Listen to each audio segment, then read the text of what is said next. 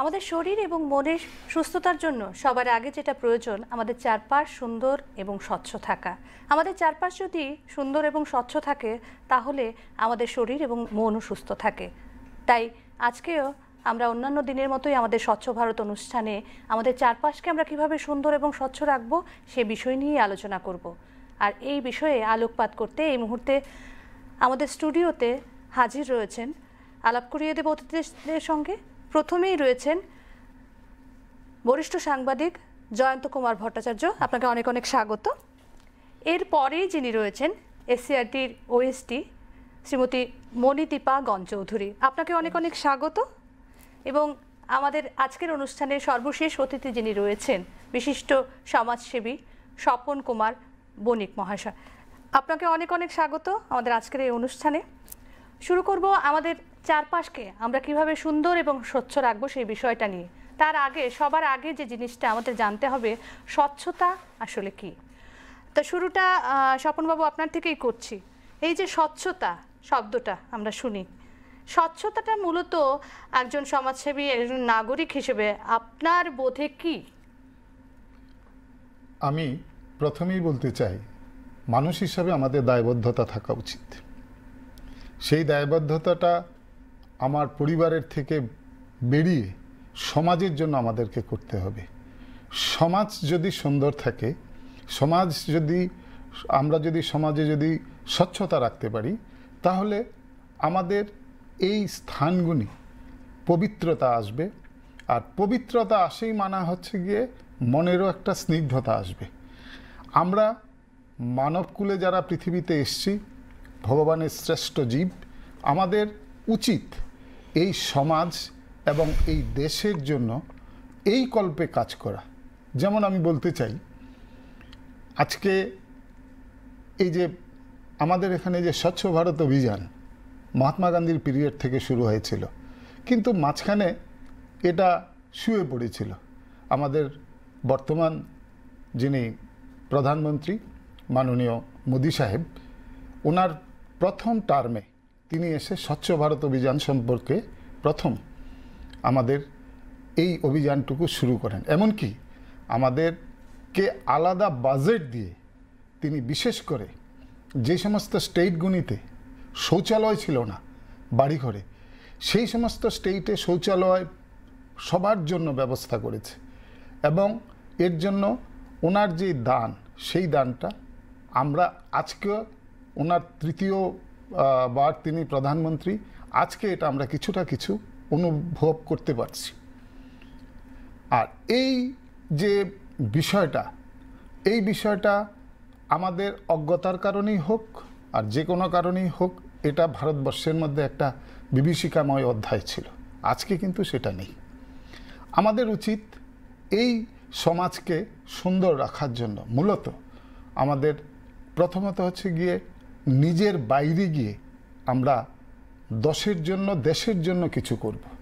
যেমন আজকে আপনি দেখবেন ভারতবর্ষের বিভিন্ন রকম ইনফ্রাস্ট্রাকচার ডেভেলপ করছে স্বচ্ছতার উপর। সরকার তো বিভিন্নভাবে ওনার কর্ম চালিয়ে যাচ্ছেন, আর এগুলিকে সাধারণ মানুষ হিসাবে আমাদেরকে এই কর্মযজ্ঞে আমাদেরকে নিয়োজিত করতে হবে। নিয়োজিত করে এই যে স্বচ্ছতা যে মূল বার্তাটা, সেটা নিজে করে সব জায়গায় সেটা প্রতিষ্ঠিত করাতে হবে। আর যদি স্বচ্ছতা আসে তবে দেখবেন যে মানে উন্নতি এমনিতেই এসে যাবে। আমার মনে হয় কোনো ক্ষেত্রে আমাদের সংসার জীবনের, বিশেষ করে আমাদের সমাজ ব্যবস্থায়, ভারতীয় সমাজ ব্যবস্থায় মায়েদের একটা সন্তানের প্রতি একটা রোল থাকে। মারা তাদের সন্তানদেরকে এইভাবে তৈরি করুক যে স্কুলে গেলে এমনটা যেন হয় যে মা যে বিস্কিটটা দিয়ে গেল, সেই বিস্কিটের র্যাপারটা যেন সে একটা পার্টিকুলার জায়গাতে ডাস্টবিনে ফেলে, সো দ্যাট সে মানে শৈশব থেকেই যদি তাকে তালিম দেওয়া যায় তাহলে সে বড় হয়েও এই যে স্বচ্ছতার প্রতি তার যে লক্ষ্যটা, তাহলে আগামী প্রজন্মকে আমরা কি করছি, আমরা একটা মূলত ঘর থেকেই আমাদের সেই আমাদেরকে স্বচ্ছতার সেটা বিষয়টা শুরু করতে একেবারে হবে। শৈশব থেকে মস্তিষ্কে ঢুকিয়ে দেওয়ার বিষয়টা যেটা বলছেন, নিশ্চয়ই। সেই জায়গায় এবার একটু ম্যাডামের কাছে যাব। ম্যাডাম, আপনি তো এসসিআরটির ওএসডি হিসেবে কাজ করছেন, সেখানে সরাসরি বিদ্যালয়ের সঙ্গে যুক্ত রয়েছেন। তো আমাদের এই যখন কথা আসছে যে শৈশব থেকে বাচ্চাদের মাথায় সেই স্বচ্ছতা বিষয়টা ঢুকিয়ে দেওয়া, সেখানে আমাদের বিদ্যালয় শিক্ষা দপ্তর কিভাবে কাজ করছে, স্কুলগুলিতে কিভাবে স্বচ্ছতা নিয়ে, এখন তো নানান পরিকাঠামো রয়েছে, স্বচ্ছতা অভিযান নিয়ে স্কুলগুলিও কাজ করছে, ঠিক কি কি মানে কাজকর্ম রয়েছে সেক্ষেত্রে? যেটা প্রথমেই আমি বলতে চাইবো যে এসসিআরটি প্রথম কাজ যেটা করে সেটা হচ্ছে ক্লাস 1 থেকে ক্লাস 12 পর্যন্ত বইগুলি লেখার কাজ করে। আচ্ছা, তো বইগুলি লেখার ক্ষেত্রে বিভিন্ন বিষয় ভিত্তিক যে বইগুলি লেখা হয়, যেমন বাংলাই ধরুন, সেখানে শুধু বাংলা সাহিত্যের গদ্য পদ্য আসে না, সেখানে কিন্তু একটা পার্সেন্টেজ আসে যে স্বচ্ছতা এবং পরিবেশ সচেতনতা বিষয়ক গদ্য কিংবা পদ্য এখানে ইনক্লুড করা হয়।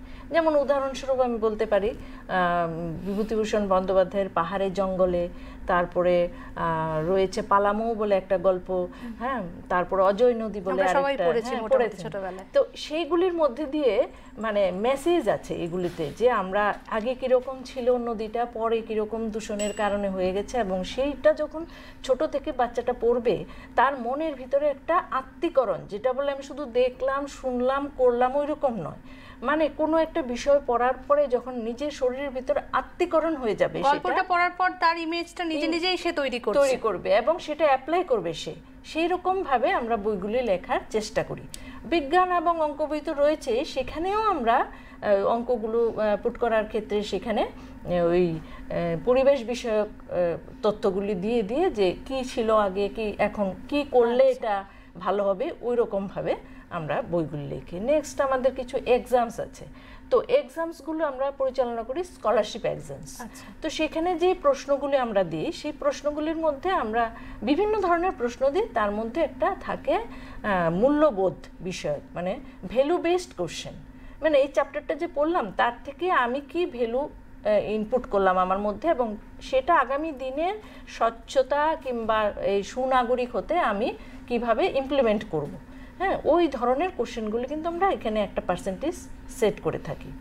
তারপর রয়েছে আরেকটা সেকশন যেটা পপুলেশন এডুকেশন সেকশন, হ্যাঁ, জনসংখ্যা বিষয়, জনসংখ্যার বৃদ্ধির কারণে কি কি ঘটছে, এবং সেগুলি আমরা ছোট বাচ্চাদের ক্লাস 6 to 9, 10, 11 তাদেরকে আমরা রোল প্লে, ফোক ডান্স এর মাধ্যমে আনি। ফোক ডান্সটা কিন্তু ওইরকম ফোক ডান্স নয়, ফোক ডান্সের মানে অঙ্গভঙ্গিমাগুলো ফোক ডান্সের থাকবে, হ্যাঁ, কিন্তু তার ভিতরে যে গানের লাইনগুলো থাকবে সেগুলি থাকবে পরিবেশ বিষয়ক, মানে জল দূষণ, বায়ু দূষণ এরকম বিষয়ক কন্টেন্টগুলো ওখানে থাকবে। যেমন গত বছর এনসিআরটিতে গিয়ে একটা টিম ভালো পারফর্ম করেছে, সেটা জল, বায়ু এবং মাটি দূষণের উপরে ছিল, এবং ডান্সটা ছিল মমিতা ডান্স। ওই রকম আমরা প্রোগ্রামস করাই, কুইজ কম্পিটিশন হয়, এক্সটেম্পোর স্পিচ কম্পিটিশন হয়। আমাদের উদ্দেশ্য হচ্ছে এই ছোট ছোট বাচ্চাদেরকে যদি আমরা ক্লাসরুম থেকে আমরা তৈরি করতে পারি, কারণ কোনো একটা অভ্যাস তৈরি করতে গেলে 30 দিন অ্যাটলিস্ট তাকে পরপর একই কাজ করাতে হয়, তারপর সেটা অভ্যাসে পরিণত, ওই রকম অভ্যাসটা যেন আমরা তৈরি করে দিতে পারি আগামী দিনে বড় হয়ে, যেন সেই স্বচ্ছতাটা একেবারে তার মানে মনের ভিতরে আত্মীকরণ হয়ে যায়, সেই জন্য আমরা চেষ্টা করি। একদম সেটাই, ক্লাসরুম থেকে একেবারে মাথায় গেঁথে দেওয়া, আমাদের দৈনন্দিন অভ্যাসে পরিণত করা, সেটা ক্লাসরুম থেকে এবং ঘর থেকেই আমাদের শুরু করতে হবে।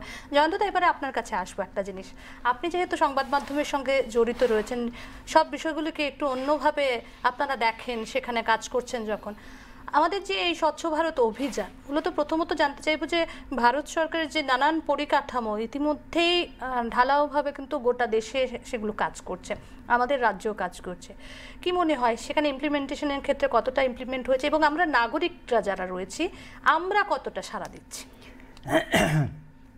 আচ্ছা, প্রথমত আমি বলি যে 2014 সালে এই স্বচ্ছ ভারত অভিযানটা হয়েছিল, তারপর মহাত্মা গান্ধীর যে 150তম জন্মদিনে 2019 সালে একটা রিভিউ করা হয়েছিল। হ্যাঁ, তো রিভিউ করা হয়েছিল, তখন দেখা গেল যে প্রায় 3 লক্ষ লোকের ডায়রিয়া কম হয়েছে। তাহলে এই যে স্বচ্ছ ভারত অভিযানের ফলে যে মানুষের মধ্যে যে একটা কনসাসনেস তৈরি হয়েছে, হ্যাঁ, তাহলে এখন কথা হচ্ছে যে এই যে ডায়রিয়ার একটা মূল কারণ হচ্ছে জল, মানে জলকে দূষিত করা। আর সেটা হয় মানে ওপেন ডেফিকেশন, মানে আমাদের দেশে কিন্তু মানে বাইরে কোনো টয়লেট ইত্যাদি ছিল না, এইভাবে হ্যাঁ, সেখান থেকে সেটা শুরু হয়েছিল। তো জলের যে কন্টামিনেশন হচ্ছে না, হ্যাঁ, তার ফলে কি হয়েছে যে দেখা গেছে যে 3 লক্ষ লোকের বিশেষ করে শিশুদের ডায়রিয়া কম হয়েছে। হ্যাঁ, তো এটা হচ্ছে একটা অ্যাচিভমেন্ট বলা যায় স্বচ্ছ ভারতের। আর আরেকটা হচ্ছে এই যে স্বচ্ছতার কনসেপ্টটা, হ্যাঁ, ভারতবর্ষের মধ্যে মানে প্রাচীন কাল থেকে চলে এসছে। হ্যাঁ, আমি মানে এটা অবশ্য কম বেশি সব ধর্মের মধ্যেই আছে যে শুদ্ধতার প্রয়োজন। তো শুদ্ধতা কিন্তু মানে স্বচ্ছতা বা পরিচ্ছন্নতাকে বাদ দিয়ে কখনোই হতে পারে না। হ্যাঁ, তো সেটা আছে। তো ভারতবর্ষে যেমন হিন্দু শাস্ত্রে সেটা আছে। প্রথম কিন্তু একজন ধর্মীয় মহাপুরুষ এটাকে প্রায় 3000 বছর আগে একটা ক্যাম্পেইন হিসেবে চালু করেছিলেন, গৌতম বুদ্ধ। মানে যখন উনি বুদ্ধদেব হয়ে গিয়েছেন, হ্যাঁ, তখন উনি স্বচ্ছতার ওপরে, পরিচ্ছন্নতার ওপরে খুবই জোর দিয়েছিলেন।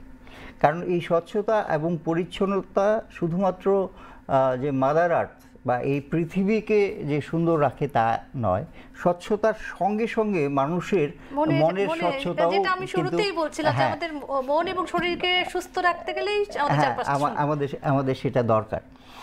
কাজেই এই জিনিসগুলো মানে তাহলে আমরা কিভাবে, আমরা শুধু যদি আমাদের নিজেদের দায়িত্ব হিসেবে আমরা যদি আমাদের যে বাড়ি এবং তার চারপাশকে যদি পরিচ্ছন্ন রাখি। হ্যাঁ, আমি একটা উদাহরণ দিচ্ছি। আমার একজন খুবই পরিচিত, আমরা একসঙ্গে অল্প স্বল্প কাজও করেছি, মায়ুমি মুরায়ামা। উনি একজন জাপানিজ ওম্যান, উনি ওসাকা ইউনিভার্সিটিতে পড়ায় আর কি। তো উনি আমাকে এখানে এসেছিলেন 2-3 বার। তো উনি আমাকে কথায় কথায় বললেন যে আমাদের কিন্তু একটা সামাজিক নিয়ম আছে যে প্রত্যেককে তার বাড়ির যে সীমানা, এই সীমানা পর্যন্ত রাস্তাটাকে পরিষ্কার রাখতে হবে। বাহ, খুব সুন্দর। হ্যাঁ, মানে এটা মানে আমরা সেটা করি না। হ্যাঁ, কখনোই করি না। আমরা ঝাড় দিই, আমাদের বাড়ি পরিষ্কার করি এবং রাস্তায় ফেলে দিই, ড্রেনের মধ্যে ফেলে দিই। হ্যাঁ, তো এই যে জিনিসটা যে আমি শুধু স্বচ্ছ থাকলে হবে না, আমি পরিচ্ছন্ন থাকলে হবে না। হ্যাঁ, আমার পাড়াটাকেও আমাকে পরিচ্ছন্ন স্বচ্ছ রাখতে হবে এবং আমার কাজের মাধ্যমে আমি কিন্তু আমার প্রতিবেশীকে সেই শিক্ষাটা দিতে পারি। এইরকম খুব সুন্দর কথা। শুধুমাত্র আমি স্বচ্ছ থাকবো, আমি সুন্দর থাকবো, সেখানেই থেমে থাকলে হবে না। আমাদের স্বচ্ছ ভারতের মূল বার্তাটাই থাকবে যে আমার পাশাপাশি আমার পাড়াটাও যেন সুন্দর থাকে। স্বপনবাবু, আপনার কাছে আবার একটু যাবো, যেহেতু এই কথাটা হচ্ছে যে আমার পাশাপাশি আমার পাড়াটাও যেন সুন্দর থাকে, সেক্ষেত্রে কি মনে হয় আমরা হয়তো বা অনেকটা আজকের দিনে দাঁড়িয়ে পোশাকি স্মার্ট হয়ে গেছি। পোশাকি স্মার্ট আমি এই জায়গায় বলছি, আমি শুধুমাত্র আমার বাড়িটা পরিষ্কার রাখবো, আমার গেটটুকু পরিষ্কার রাখবো, কিন্তু তার বাইরে কি হলো, এই যে পরিষ্কার করলাম, যেটা জয়ন্তদা বলছিলেন, পরিষ্কার করে হয়তো বা এই ময়লাটাই সামনের ড্রেনটায় ফেলে দিচ্ছি, বা আমার পার্শ্ববর্তীর সঙ্গে হয়তো বা আমার কোথাও কোনো বিবাদ আছে, তার সীমানায় গিয়ে সেটা ফেলে দিচ্ছি। তাতে করে তো আলটিমেট যে আমাদের উদ্দেশ্যটা সফল হচ্ছে না। সেখানে কি মনে হয় নাগরিক হিসেবে আমাদের কোথায় ব্যর্থতা রয়েছে বা আমাদের দায়বদ্ধতা আরো কতটা বাড়ানো দরকার? দায়বদ্ধতাটা বাড়ালেই এই সমস্যার সমাধান। যেমন আমি আমার বাড়িটা পরিষ্কার করলাম, পরিষ্কার করে শহরাঞ্চলে মিউনিসিপ্যালিটি যেখানে ডাম্পিং করার নিয়ম আছে সেখানে ডাম্প করলাম, অথবা আমার বাড়িতে যদি সেই পরিমাণ জায়গা থাকে পেছনে একটা ছোট্ট আকারে ট্যাঙ্কি করে সেটার মধ্যে আমি রাখলাম, সেটা থেকে এই মূলত তো গাছের পাতাই পড়ে, সেগুলি থেকে যে সারটা হবে, আমি যদি 10টা গাছ লাগাতে পারি আমার বাড়িতে, আমি যদি 10টা গাছ লাগাতে পারি, সেই 10টা গাছে আমি এই সারগুলি ব্যবহার করতে পারবো। আর আজকের দিনে বিশ্বের সবচেয়ে বড় থ্রেটনিং যেটা, সেটা হচ্ছে গিয়ে এই ডিসব্যালেন্স অফ আওয়ার আর্থ। এটাকে যদি আমরা ঠিকভাবে ধরে রাখার চেষ্টায় আসি, তাহলে আমাদের মানে গাছের সংখ্যা বৃদ্ধি করতে হবে। যারা ফ্ল্যাট বাড়িতে থাকে তারা কি করবে, তাদের কিছু করার নেই। কিন্তু যাদের আমাদের মতো রাজ্যের অনেকেরই বাড়িঘর বড় আছে, 10টা করে গাছ প্রতি বছরই লাগাক, যেটাতে আমাদের এই সমাজটা আরও বেশি মানে স্নিগ্ধ থাকবে। কারণ এই স্নিগ্ধতার মূল কাজটাই করতে হবে মানুষকে। এখন আমি আমার বাড়ি পরিষ্কার করে আমি আরেকজনের বাড়ির সামনে যদি এই ময়লাটা ফেলি, এটা তো সুনাগরিকের কাজ নয়। এই ক্ষেত্রে একটাই বলার থাকে, সেটা হচ্ছে গিয়ে আমি নয়। একটু আটকাবো, এটাও অনেক সময় দেখা যায় আমার প্রতিবেশী কাজটা করলেও আমরা কিছু বলি না আজকাল, যে বা তাকে শেখাই না, যেটা জয়ন্তদা বলছিলেন যে আমার পাশে আমার পাড়াটাও সুন্দর থাকতে হবে। সেক্ষেত্রে আমার প্রতিবেশীও যদি এই কাজটা করে থাকেন, তাকে সচেতন করার কি আমাদের দায়বদ্ধতায় পড়ছে না? নিশ্চয়ই। আর আজকাল কি হয়, আমাদের একটা কথা আছে, আপনি আচরি ধর্ম পরকে শেখা।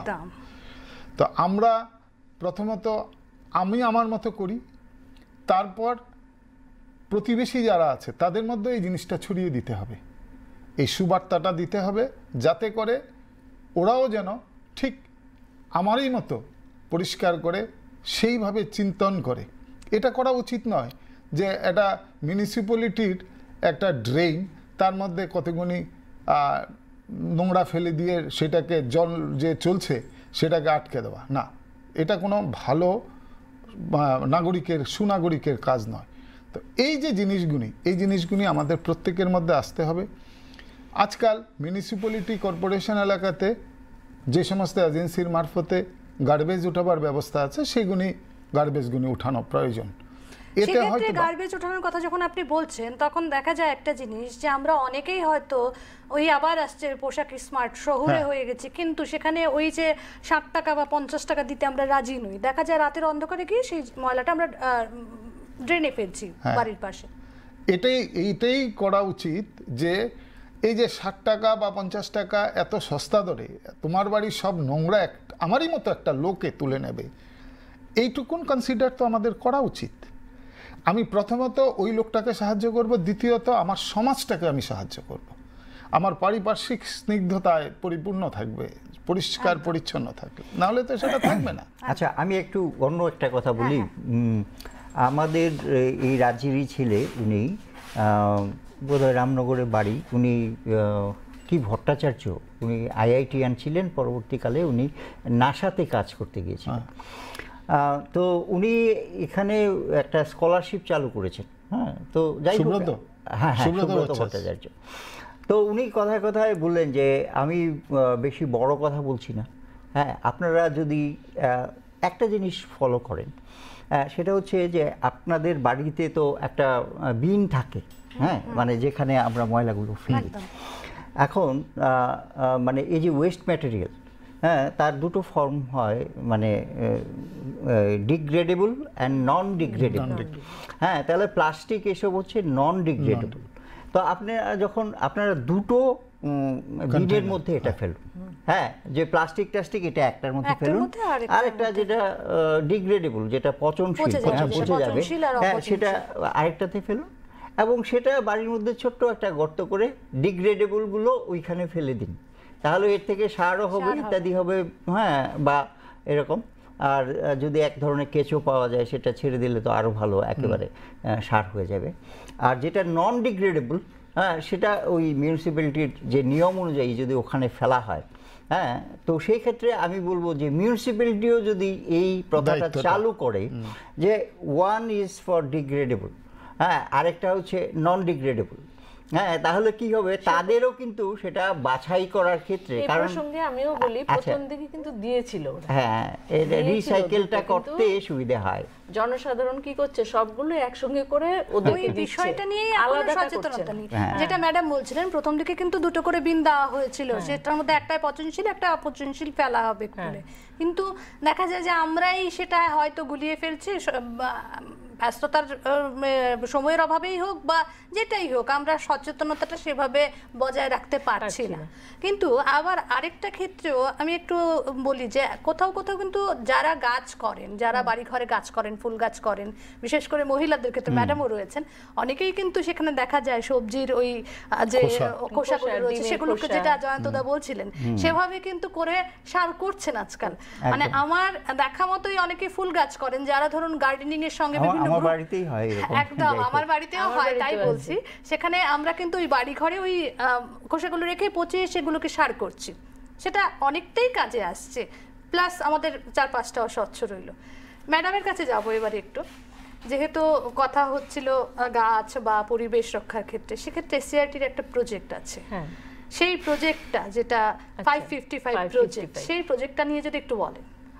সেটা হচ্ছে একদম মানে প্রতি বছরই আমরা বিদ্যালয় শিক্ষা দপ্তর প্রত্যেক বিদ্যালয়ে বলে যে বন মহোৎসব করার জন্য, কিন্তু সেটা সাকসেস রেটটা খুব একটা মানে আমরা চোখে দেখছি না।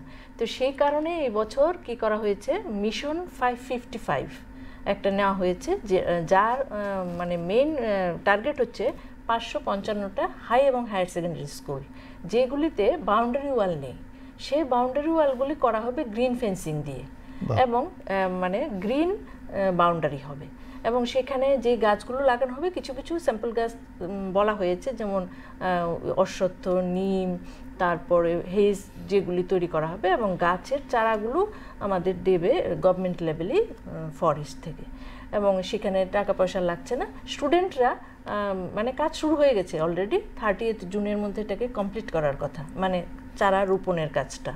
এবং আমরা দেখতে পাচ্ছি খুব সুন্দর অগ্রগতি, বাচ্চারা ড্রেন মাটি খুঁড়ছে এবং সেখানে গাছ লাগাচ্ছে, এবং কিছু কিছু স্কুল আমিও ভিজিটে গেছি, স্টুডেন্টদেরকে ভাগ করে দেওয়া হয়েছে, তোমার এতটুকু রক্ষণাবেক্ষণের দায়িত্ব, এতটুকু রক্ষণাবেক্ষণের দায়িত্ব। শুধু এখানেই শেষ নয়, এবার 555টা স্কুলের মধ্যে যে 3টা স্কুল খুব ভালো করবে ওদেরকে পুরস্কৃত করা হবে এবং ওদের স্টুডেন্টদেরকে, টিচারদেরকে রিওয়ার্ড দেওয়া হবে। তো সেই পরিপ্রেক্ষিতে প্রচুর গাছ লাগানো হচ্ছে।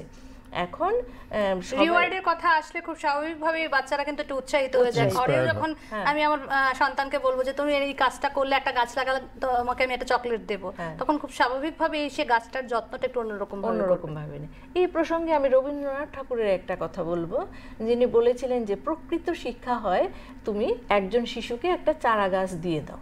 বাহ, সে যখনই চারা গাছটা আস্তে আস্তে বড় হবে তার প্রতিটা মুহূর্ত সে দেখবে এবং তার শিক্ষা হবে, এই শিক্ষা হবে শিক্ষা এবং দায়িত্ব বাড়বে। এই কথা সেই গাছটাকে কিভাবে, যে গাছটাকে পরিচর্যা করা, জল দেওয়া ইত্যাদি, আমার গাছ বড় হয়ে উঠছে এবং সেই গাছ কি দিচ্ছে আমাকে আমার জীবন ধারণের জন্য। সত্যি খুব সুন্দর আলোচনাটা আমাদের, খুব সুন্দর দিকে যাচ্ছে। যেহেতু পরিচর্যার কথা আসছে, জয়ন্ত দা, এবার আপনার কাছে একটা জিনিস জানতে চাইব। এখন দেখা যাচ্ছে মানে আমরা খুব যে কোনো ক্ষেত্রে, আমরা যেহেতু এখন আজকের দিনে দাঁড়িয়ে ফেসবুক, ইনস্টাগ্রামের যুগে বাস করছি, আমরা অনেকটাই স্ট্যাটাস মেনটেনে বিশ্বাসী হয়ে গেছি। স্ট্যাটাস, স্রোত যেদিকে যাবে আমরা সেদিকে ভাসবো। সেক্ষেত্রে দেখা যায় আজকে যে বিশ্ব উষ্ণায়ন, যখন গাছ এভাবে কাটা হচ্ছে, তখন শুধুমাত্র এই 5 জুন এলেই আমাদের মনে হয় একটা গাছ লাগিয়ে সেখানে আমাদেরকে একটা স্ট্যাটাস দিতে হবে, কিন্তু পরবর্তী সময়ে যে গাছটা আছে কি নেই, পরিচর্যা বিষয়টা নিয়ে কিন্তু আমরা ততটা ভাবি না। একদম, কি বলবেন? না, একটা জিনিস মানে আমি নামটাও ভুলে গেছি, আসামের একজন লোক, উনি মানে নিজে একটা বনাঞ্চল তৈরি করেছিলেন, এবং ওনাকে গ্রিন অ্যাওয়ার্ড দেওয়া হয়েছে। এখন ডিব্রুগড় সাইডে, হ্যাঁ ডিব্রুগড় সাইডে, ব্রহ্মপুত্র ওই পারে। তো সাইকেল দিয়ে উনি চারা গাছ নিয়ে, উনি এর জন্য প্রেসকেও বলেননি, বা সরকারের থেকে কোনো সাহায্যের কথাও বলেননি।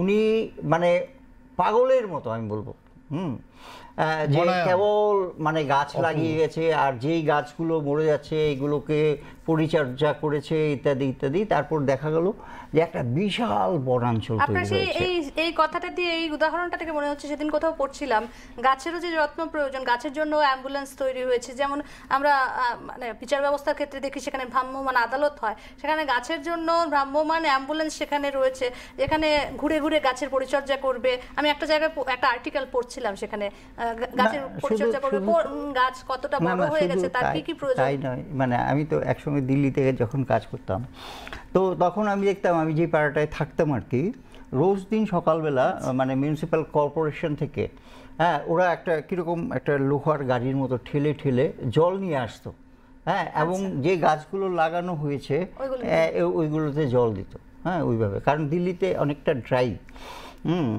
এবং সেখানে এভাবে জল দিত।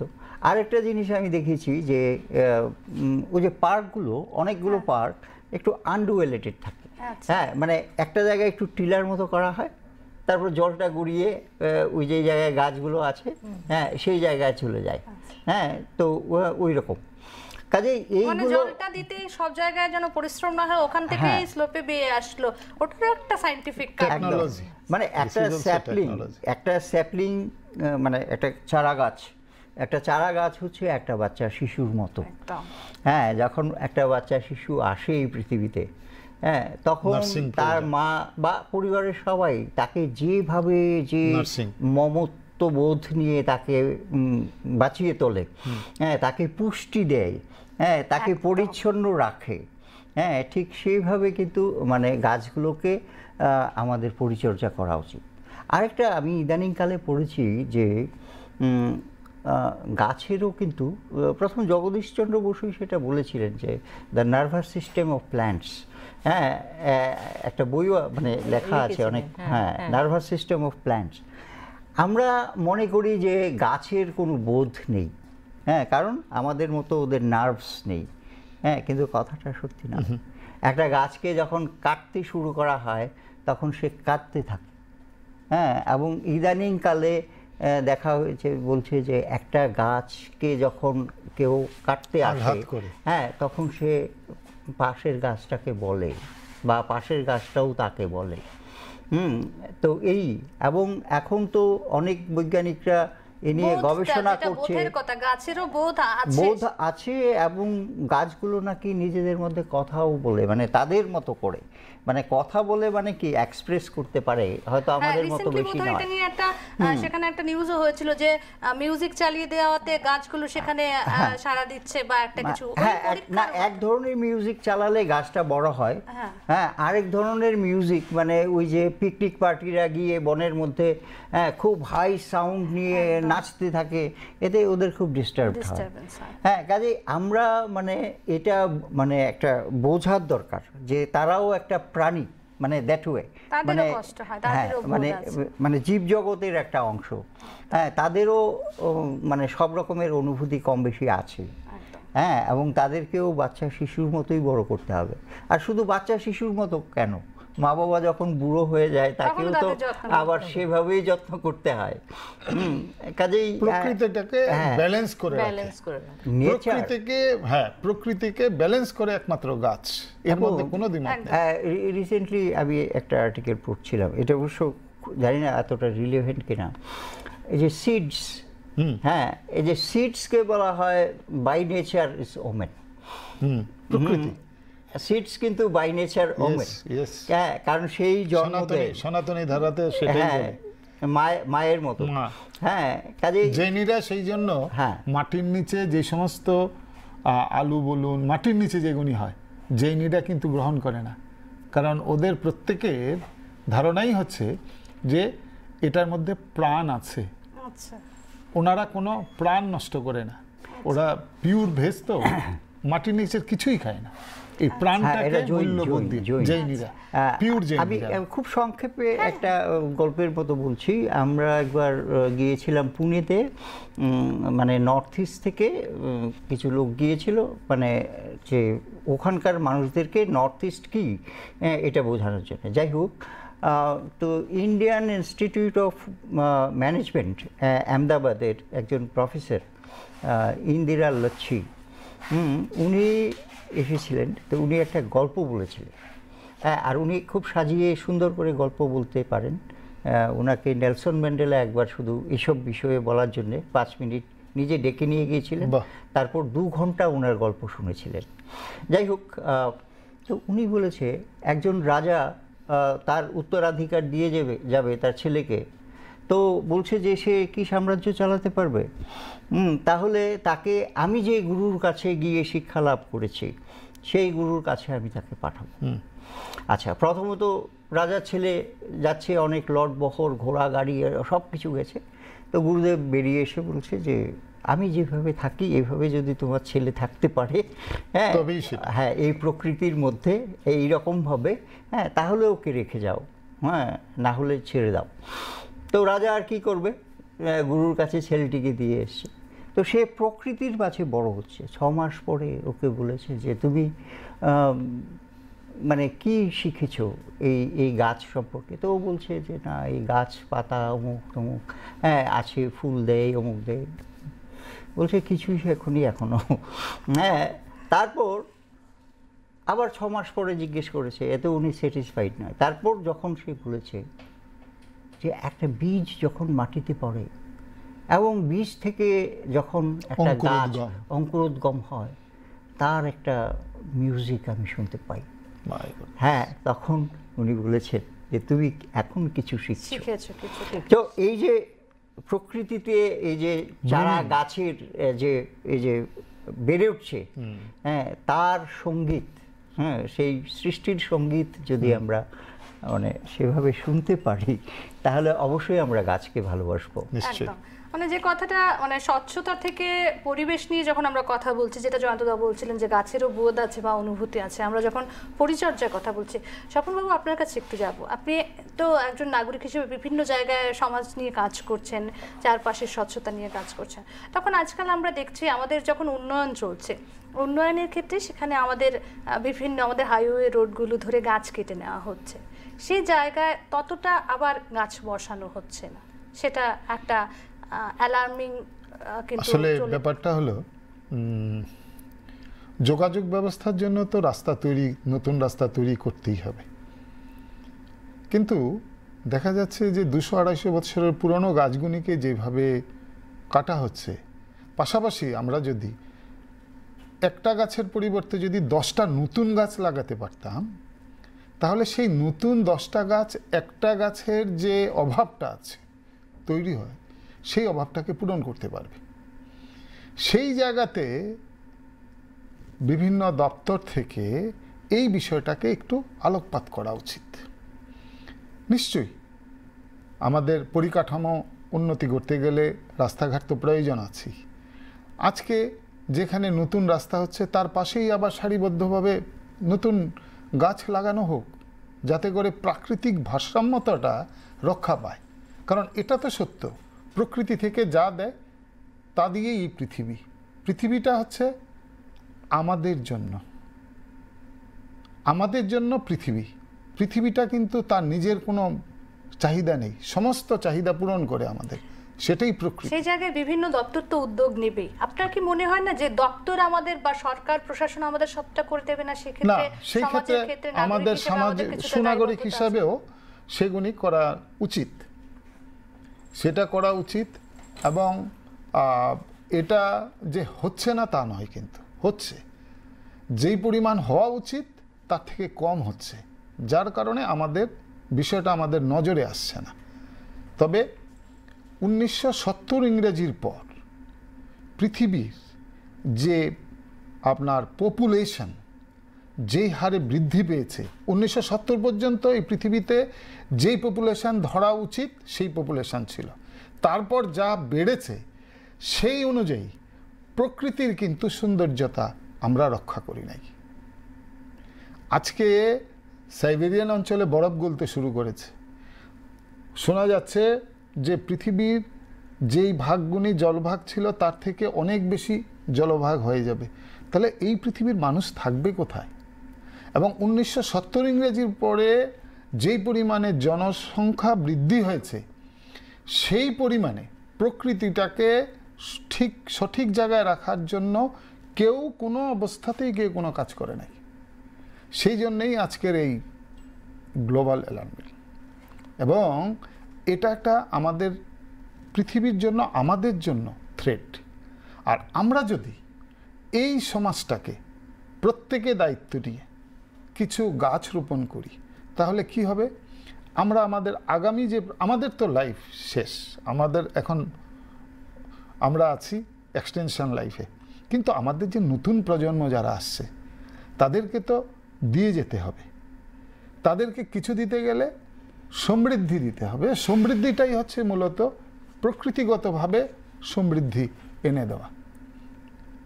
আজকের দিনে ছেলেমেয়েরা পড়াশোনায় সমৃদ্ধি লাভ করে, কিন্তু এই যে সচেতনতা বোধটা এদের একটু কম আছে। এদের লক্ষ্যই হচ্ছে গিয়ে যে আমাকে এই ডিগ্রিটা হাসিল করতে হবে, এই ডিগ্রিটা হাসিল করলে আমার একটা ভালো চাকরি হতে হবে। একদম, সেক্ষেত্রে বিদ্যালয়গুলিরও একটা দায়িত্ব রয়েছে। সেই জায়গায় ম্যাডামের কাছে যাব। স্বপনবাবু যেমন বলছিলেন যে নিজেদের সচেতনতাটা খুব বেশি জরুরি যখন এই গ্লোবাল অ্যালার্মিং বা এই থ্রেটটা আমাদের দিকে ধেয়ে আসছে। এই সচেতনতাটা বাড়ানোর ক্ষেত্রে একটা প্রশ্ন খুব স্বাভাবিকভাবেই আসে। একটা সময় ছিল বিয়েবাড়ি, জন্মদিন আসলে কিন্তু আমরা বই উপহার দিতাম, কিন্তু আজকের দিনে যখন এই সবুজ নিয়ে একটা লাল সংকেত ভেসে আসছে, তখন কি আমরা একটা করে গাছ উপহার দিতে পারি না? এবং এই যে শুরুটা, সেটা শিশুদের মধ্যে যে ঢুকিয়ে দেওয়া, বন্ধুর জন্মদিন হলে একটা গাছ উপহার দেওয়া, সেগুলো তো মূলত বিদ্যালয় থেকেই কি এই বিষয়গুলো উঠে আসছে না, বা এই শিক্ষাটা উঠে আসছে না? ইদানিং করা হচ্ছে, যেরকম কোনো ধরনের ওয়ার্কশপ হচ্ছে আমাদের অফিসে, কিংবা শিক্ষকদের যে ট্রেনিং প্রোগ্রাম হচ্ছে, সেখানে আমরা আগে আজ থেকে ধরুন 5-6 বছর কিংবা 7 বছর আগে আমরা এটাকে শুরু করতাম, ওপেনিংটা শুরু করতাম আমরা একটা মোমবাতি জ্বালিয়ে অথবা প্রদীপ প্রজ্বলনের মাধ্যমে। কিন্তু আমরা ইদানিং এখান থেকে সরে আসলাম, কারণ দেখলাম যে এখান থেকেও প্রচুর পরিমাণে কালো ধোঁয়া উঠে পুরোটা হল যেন কীরকম ফ্যান ট্যান বন্ধ করে আমাদের একটু কার্বন ইমিশন হচ্ছে, একটু না ভালো পরিমাণে হচ্ছে। এখন এই ওয়ার্কশপগুলি প্রতি দপ্তরেই চলছে। ধরুন পার ডে ত্রিপুরা রাজ্যে হয়তো 20 থেকে 25টা ওয়ার্কশপ চলছে। সেখানে যদি সবাই মোমবাতি জ্বালায় কিংবা সবাই প্রদীপ প্রজ্বলন করে, কি হারে সেখানে কার্বন নিঃসরণ হচ্ছে।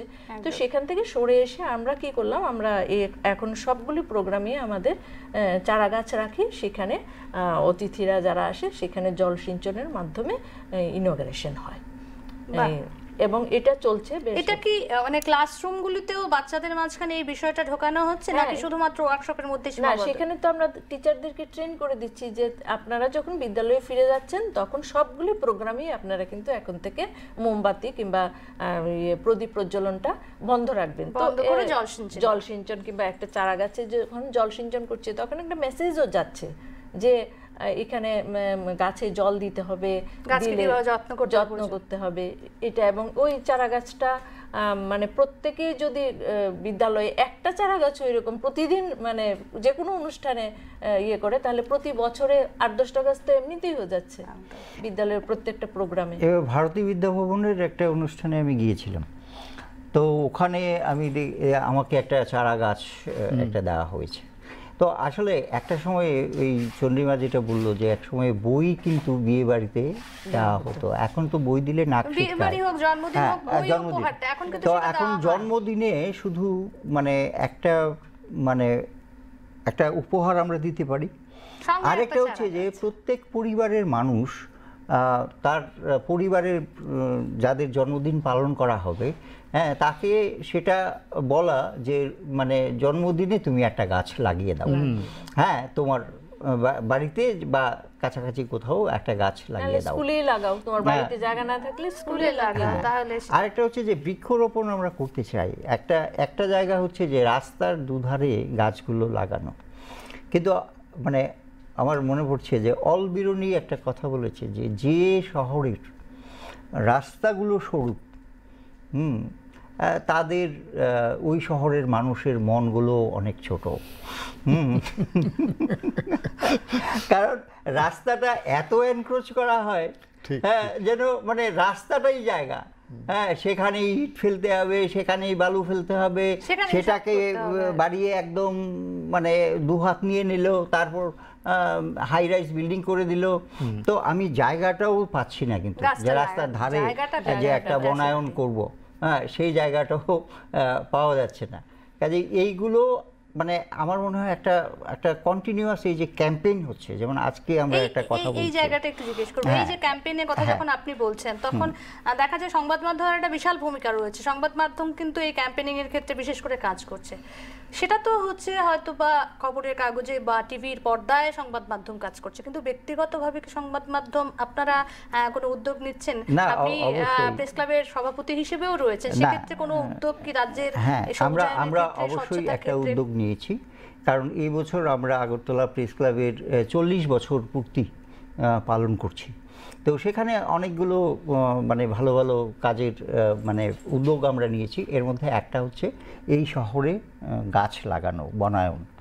আর হয়তো এটা এই জুলাই মাসের প্রত্যেকটা রোববারে আমরা গাছ লাগিয়ে মানে সেটা শুরু করব। হ্যাঁ, প্রথম আমাদের আশেপাশে লাগাবো। হ্যাঁ, তারপর অনেকেই আছেন কিন্তু, হ্যাঁ, আমি শুনেছি আমাদের একজন সাংবাদিক বন্ধুকে মার্চেন্ট অ্যাসোসিয়েশনের লোকেরা বলেছে যে তারা সাহায্য করবে গাছ লাগানোর জন্য। হ্যাঁ, একজন এমনি ব্যক্তিগত আলাপচারিতায় ওই যে নবোদয় বিদ্যালয়ের একজন হেডমাস্টার বলেছে যে হ্যাঁ, যে আমাদের এখানে অনেক জায়গা আছে, হ্যাঁ, যে অনেক জায়গা আছে এবং 50% খরচ আমরাও দেব, তো আপনারা আসুন, আপনারা এসে এটা সেখানে চালু করুন। আমার মনে হয় মানে প্রথম মানে একটা কিছু শুরু করতে হবে, তারপর সেটাকে বাড়াতে হবে। হ্যাঁ, জাপানিজ একটা বই পড়েছিলাম, কাইজেন। তো কাইজেনের মধ্যে একটা ইন্টারেস্টিং হচ্ছে যে একবার বললো যে যিনি ট্রেনার বলেছে তোমাদের হাতগুলো ওপরে ওঠাও তো। হ্যাঁ, তো সবাই ওপরে হাতটা উঠিয়েছে। তারপর উনি বললেন যে আরেকটু ওঠাও তো। তারপর দেখা গেল হাতটা আরও উঁচু হয়েছে। তারপর বললেন আরেকটু ওঠাও তো। তারপর দেখা গেল হাতটা আরেকটু উঁচুতে চলে গেছে। তো আমি মানে ফ্রাস্ট্রেটেড হতে চাই না যে কিছু একটু করলাম, কিছু হচ্ছে না, আমি কাজ ছেড়ে দিলাম, না। এটা একটা কন্টিনিউয়াস, যে আমরা এখন একটু করছি, তারপর এটাকে হাতটা উঁচু করার মতো আরেকটু বাড়াতে পারি। তো এটা এক সময় কিন্তু অভ্যাসে দাঁড়িয়ে যাবে। উনি যেটা বলছিলেন যে একটা অভ্যাস মানে কি, রিপিটেটিভ ওয়ার্কস, একটা কাজই বারবার করতে হবে। তো আমাদের সময়ও অনেকটাই এগিয়ে গেছে। এখানে আপনার কাছে আরো একটা জিনিস জানতে চাইবো, যে গাছ লাগানোটা যেমন অভ্যাসের দিকে আমাদের এগিয়ে যাচ্ছে, আপনি শুরুটাই যেটা করেছিলেন যে স্বচ্ছ ভারতের যে পরিকল্পনাটা অনেক ক্ষেত্রেই সাকসেস, যে আমাদের ডায়রিয়ার যে রেটটা কমে আসছে, সে জায়গায় একটা জিনিস, আমাদের যে জলাশয়গুলো রয়েছে, সেই জলাশয়গুলো একদিকে তো মাটি ভরার, যেটা হাই রাইজ বিল্ডিং বলুন বা যেটাই হোক, মাটি ভরার তো হচ্ছে, পাশাপাশি জলাশয়গুলোকে স্বচ্ছ এবং সুন্দর রাখতেও কিন্তু আমরা ততটা মানে নজর দিচ্ছি না, বা কোথাও দিলেও সরকারের পক্ষ থেকে করলেও আমরা জনগণরা সচেতন নই। আচ্ছা, এই সম্পর্কে আমি বলি, প্রথমত একটা জলাশয়ের মধ্যে একটা ইকোসিস্টেম থাকে। হ্যাঁ, ইকোসিস্টেম, এবং সেখানে বিভিন্ন রকমের প্রাণীগুলো থাকে। হ্যাঁ, এবং সেখানে ছোট ছোট মানে শৈবাল জাতীয় গাছ ইত্যাদি জন্মায়, এ নিয়ে প্রাণীগুলো বেঁচে থাকে। হ্যাঁ, তো জলাশয়কে আমাদের প্রথম কথা হচ্ছে প্রোটেক্ট করতে হবে। এবং একটা জলাশয়কে যে এইভাবে পাকা করে দেওয়া হচ্ছে, এটা কিন্তু একেবারেই ভুল কনসেপ্ট একদম। হ্যাঁ, এবং মাতাবাড়ির যে দিঘি, সেটাকে যখন পাকা করা হয়েছিল, আমি নয় শুধু, আরও অনেকেই আমরা সাংঘাতিকভাবে লেখালেখি করেছি, ইত্যাদি করেছি। হ্যাঁ, কারণ এই যে অ্যাম্ফিবিয়ান্সগুলো, মানে এই যে কচ্ছপগুলো, সেইগুলো ডিম পাড়ার জায়গা পাচ্ছিল না। হ্যাঁ, তারপর আমি গিয়ে স্যারের সঙ্গেও দেখা করেছি, জেপিআরসি জ্যোতিপ্রকাশ রায়চৌধুরী, উনি একজন প্রাণীবিদ বা এরকম, তো বিজ্ঞান মঞ্চ নিয়ে উনি কাজ করেন। হ্যাঁ, অনেক কাজ করেন। তো স্যারও বললো যে আমিও তো এটা নিয়ে গবেষণা করছি। তো প্রথম কথা হচ্ছে যে এটা উনি বলেছেন যে এগুলো হচ্ছে নেগ্রিক্যান্টস জাতীয় কচ্ছপ। হ্যাঁ, তারা কি, তার হ্যাবিট কি, তারা কিভাবে ডিম পাড়ে, কি এইসব জানতে হবে। এবং অন্তত সবটা না ভাঙুক, সরকারের উপরে কথা বলতে চাই না, কিন্তু ওদের ডিম পাড়ার জন্য কিছু কিছু জায়গা করে দিতে হবে। তো আমি এটা বলতে চাই যে এটা একেবারেই রং কনসেপ্ট। হ্যাঁ, যে পার বাঁধিয়ে ফেলা শহর সৌন্দর্যায়নের নাম করে, হ্যাঁ, এটা খুবই খারাপ। আরেকটা হচ্ছে যে এই বছর আমরা স্বাধীনতার মানে অমৃত মহোৎসব পালন করছি। হ্যাঁ, এখন চলছে অমৃতকাল।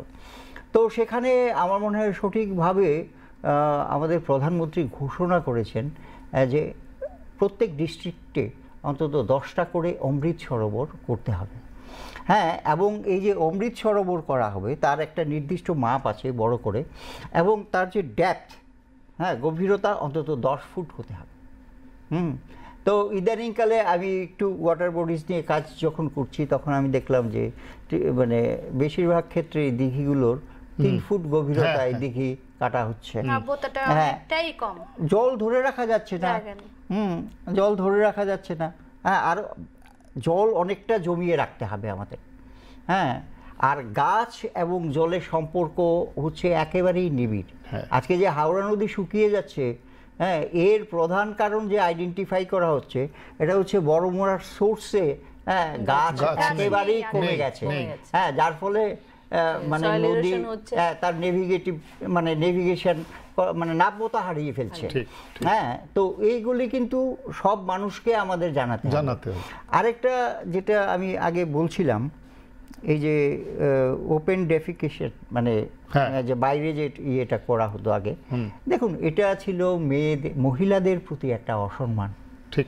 হ্যাঁ, এখন যে টয়লেটে ব্যবহার করা হচ্ছে এটা কিন্তু মহিলাদেরকে একটা সম্মান দেওয়া হচ্ছে। নিশ্চয়ই। হ্যাঁ, নিশ্চয়ই। এবং পাশাপাশি পুরুষদেরকেও সম্মান দেওয়া হচ্ছে। এই নয় যে পুরুষদের নোংরা, পৃথিবীকে নোংরা করার অধিকার আছে। হ্যাঁ, আরেকটা হচ্ছে এই যে এটা যে বন্ধ হয়েছে, হ্যাঁ, যার ফলে দেখা গেছে যে জল, হ্যাঁ, মানে গ্রাউন্ড ওয়াটার যেভাবে কন্টামিনেশন হতো, হ্যাঁ, সেই কন্টামিনেশনটা কমে গেছে, অনেক রকমের, অনেকটাই কমে গেছে। এখানে একটু আটকাচ্ছি আপনাকে। আপনি তো বলছেন যে মানে সংখ্যায় কন্টামিনেশন হতো, যেহেতু বাইরে টয়লেটের ব্যবস্থা ছিল, আগে পুরুষ হোক বা মহিলারা বাইরে টয়লেটে যেতেন, সেই কারণে কন্টামিনেশনটা হতো। কিন্তু সেক্ষেত্রে এটা তো কমে গেছে, কিন্তু সরকার আমাদের পার বাঁধিয়ে দিচ্ছে বা সুন্দর করে দিচ্ছে, সেটাই তো বড় কথা নয়। আজকাল কিন্তু একটা জিনিস দেখা যাচ্ছে, আমরা হয়তো একটা কোল্ড ড্রিঙ্কস খেলাম, খেয়েই বোতলটা ছুঁড়ে নদীতে ফেলে দিলাম, বা যে কোনো জায়গায় যাই খাচ্ছি ওখানে ফেলে দিচ্ছি। সেক্ষেত্রে কোথাও না কোথাও তো দূষণটা হচ্ছে। একদম, আমরা তো ওইটা ভাবছি না। হ্যাঁ, আমরা ভাবছি যে আমি এখানে গেলাম একটা পিকনিক স্পটে, সেই জায়গায় আমি চিপসের কাগজ থেকে আরম্ভ করে ওয়াটার বোতল, এখন দেখা যাচ্ছে খুব সুন্দর করে মানে হয়তো আবিষ্কৃত হচ্ছে অনেক লুকানো ঝর্ণা বা কিছু, সেখানে হয়তো দল বেঁধে যাচ্ছে, গিয়ে দেখা যাচ্ছে চিপসের প্যাকেট, হ্যাঁ, ওই যে কুণ্ড, মানে যেখানে নিচে জলগুলো জমে সেখানে প্রচুর সেগুলো জমে আছে। তো এর জন্য আমাদের সেলফ কনসাসনেসটাকে বাড়াতে হবে। ঠিক। এবং সেটা বাড়ানোর মানে উপায় হচ্ছে এই ধরনের আলোচনা বেশি করা, হ্যাঁ, আরো বেশি বেশি করে উদ্যোগ নেওয়া, কিছু কাজকর্ম নেওয়া, এবং সবাইকে ইনভলভ করা। বড় কিছু নয়, ছোট ছোট চেঞ্জেস যদি আনা যায় তাহলে কিন্তু একটা বিগ চেঞ্জ দেখা যাবে। যেমন আমরা বাথরুমে যাচ্ছি, ফ্লাশ ইউজ করছি, একবার ফ্লাশে কিন্তু প্রচুর জল বেরিয়ে যাচ্ছে। আমরা দিনে একবার করি ফ্লাশ, বাকি সময় আমরা আগে যেই মেথডে জল দিতাম সেরকম করে যদি আমরা করি, অনেকে কি করে মগ দিয়ে দিলাম, আবার মুখ ধোয়ার সময় ট্যাপটা খোলা, মুখ ধুচ্ছে, ট্যাপের জল পড়ে যাচ্ছে, ম্যাক্সিমাম জলটা অপচয় হচ্ছে, অল্প একটু জল দিয়ে হয়তো আমি মুখ ধুচ্ছি। তারপরে আমিও প্রত্যক্ষ করি, আমার পাড়াতেও আছে, আমি মাঝে মাঝে, আপনি যে কথাটা বলছেন এগুলো কিন্তু সরকারিভাবে বিজ্ঞাপন এখন করানো হচ্ছে যে জলটাকে ওইভাবে না করে মগ দিয়ে জল ঢালা, কিন্তু আমরা করছি না। এখন ওই যে সেই বিদ্যালয়ে প্রতিদিন স্টুডেন্টদেরকে যদি অভ্যাসে পরিণত করা যায়, তারপর যদি এটার মধ্যে একটা চেঞ্জ আসে। তারপরে সাপ্লাইড ওয়াটারের ক্ষেত্রে আমি দেখছি ট্যাপগুলো ভেঙেই দিচ্ছে, হ্যাঁ, সারা দিন ধরে জল পড়ছে, এতে কি লাভ হচ্ছে? সচেতনতা নিয়ে যখন কথা বলছি, আমাদের ওয়াটার বডিজ নিয়ে কথা হচ্ছে, আমাদের ড্রেনেজ সিস্টেম নিয়ে কথা হচ্ছে, চারপাশ নিয়ে কথা হচ্ছে। এখন বর্ষাকাল চলছে, বর্ষাকালে খুব স্বাভাবিকভাবে আমরা একটা জিনিস যেটা দেখতে পাই, শহর জলপ্লাবিত হয়। জলপ্লাবন মানেই এবারে আমরা হয়তো পৌর প্রশাসনকে বা সরকার প্রশাসনকে গালাগাল করব, এটা আমাদের নাগরিক হিসেবে আমাদের একেবারে একদম ব্যক্তিগত অধিকার বলে আমরা ধরি। কিন্তু সেখানে দেখা যায় এই যে জলপ্লাবন যখনই হয়, তখন যে ছবিগুলো ভেসে আসে, তখন দেখা যায় সেই জলের ওপর দিয়ে হয়তো ড্রেনগুলো সেই প্লাস্টিক বোতলে বা ভরে আসে। সেখানে কিন্তু প্রশাসনকে গালাগাল করার ব্যক্তিগত অধিকারটা যেমন আমরা রাখছি, এটা ভাবছি না যে নাগরিক হিসেবে আমাদের একটা বিশাল দায়িত্ব রয়েছে। নিশ্চয়ই। আমরা তো অন্যের দিকে তর্জনী তুলতে পারি, আমরা কিন্তু তর্জনী নিজের দিকে তুলি না। অর্থাৎ এই যে আমি যে প্রথমেই বলেছিলাম যে গার্বেজ নিজের এরিয়াতে, নিজের বাড়িতে নিজে একটা তৈরি করো, সো দ্যাট নিজের যে নোংরাগুনি আছে অ্যাটলিস্ট সেটা তুমি তোমার ঘরেই রাখো। আর ম্যাডাম যেটা বলেছিলেন যে মিউনিসিপ্যালিটি থেকে 2টো কন্টেইনারে ভাগ করে রাখার যে ব্যবস্থা দিচ্ছিল, সেই ব্যবস্থাটা গভর্নমেন্ট করেছে, ইনফ্রাস্ট্রাকচারটা ডেভেলপ করেছে, কিন্তু আমাদেরকে তো সেটা মানতে হবে।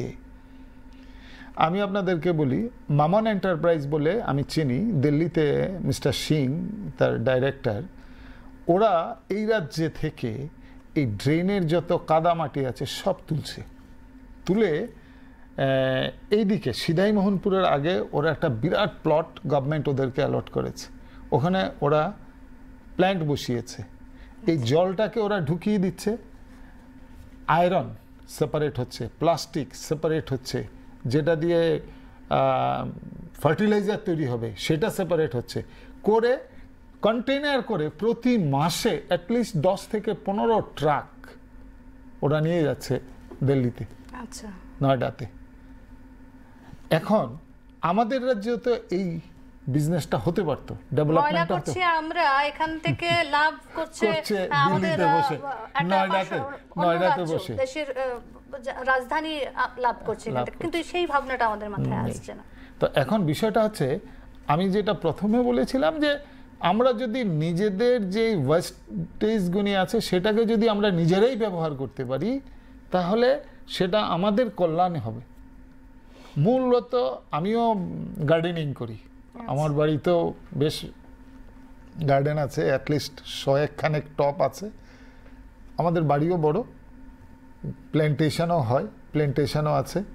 তো আমাদের যা হয় সেটা দিয়েই আমাদের এই গাছগুলি খুবই সুন্দর গাছ, লিভস এর উপর আছে, ফ্লাওয়ারিং এর উপর আছে। কিন্তু মানে সবজি যদি কেউ করে থাকে যাদের বাড়িতে হয়, আমি আমার নিজের বাড়ির কথাই বলছি, সবজির টেস্টটা অন্যরকম। না, এটার কারণটা হচ্ছে যে সেখানে সার ব্যবহার, কেমিক্যাল ফার্টিলাইজার দেওয়া হয় না, আর কেমিক্যাল ফার্টিলাইজার দেওয়া হয় না, আর ইনসেক্টিসাইডও খুবই কম দেওয়া হয়। এটা যদিও সার দিলে যে এর ভেজিটেটিভ গ্রোথ বেশি হয়, কিন্তু এটা যে খুব একটা ক্ষতিকারক তা নয়, কিন্তু ইনসেক্টিসাইড দিলেই মুশকিলটা।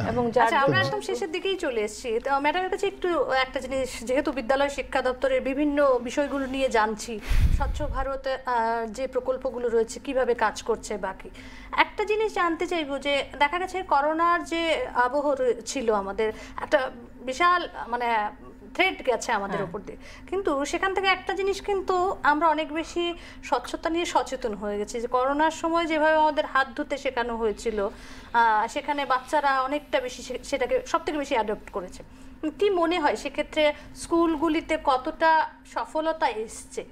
এখন মোটামুটি আমরা যখন মিড ডে মিল ভিজিটে যেতাম, আগে দেখতাম বাচ্চারা ওরকমই হাত টাত না ধুয়ে খেয়ে ফেলছে। এখন কিন্তু দেখছি মানে বাড়িতেও ওদেরকে মানে হাত ধোয়ার ব্যাপারটাতে সাংঘাতিক, মানে বাচ্চাগুলো ধুয়ে আবার খাচ্ছে, যে ওই থালাটাও অল্প বিস্তর নিজেরটা নিজে ধুয়ে রাখছে, কিছু কিছু স্কুলে আমি দেখেছি।